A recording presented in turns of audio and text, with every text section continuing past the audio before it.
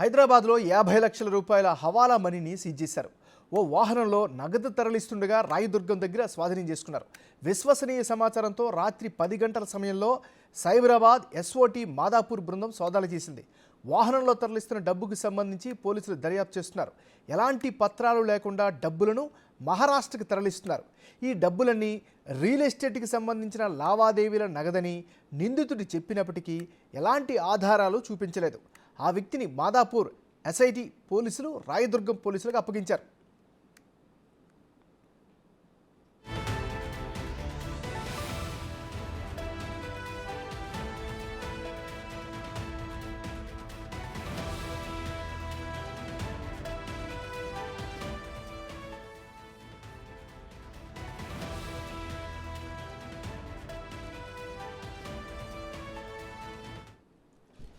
బులెటిన్లో breaking news చూస్తున్నాం. హైదరాబాద్లో 50 లక్షల రూపాయల హవాలా మనీని సీజ్ చేశారు.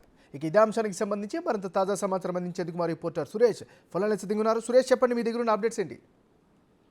రాత్రి 10 గంటల సమయంలో మాదాపూర్ నుంచి రాయదుర్గం మీదుగా మహారాష్ట్రకు వెళ్తున్న ఇన్నోవా క్రిస్టా కార్ని తనిఖీ చేసిన ఎస్ఓటి పోలీసులకు భారీగా డబ్బు పట్టుబడడం జరిగింది.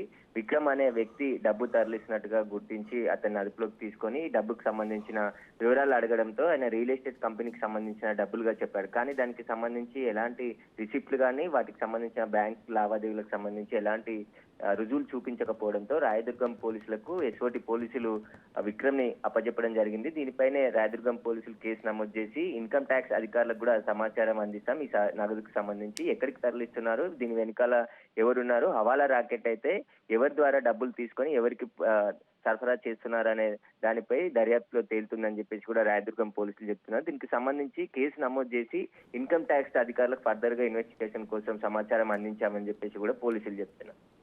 Right, thank you Suresh.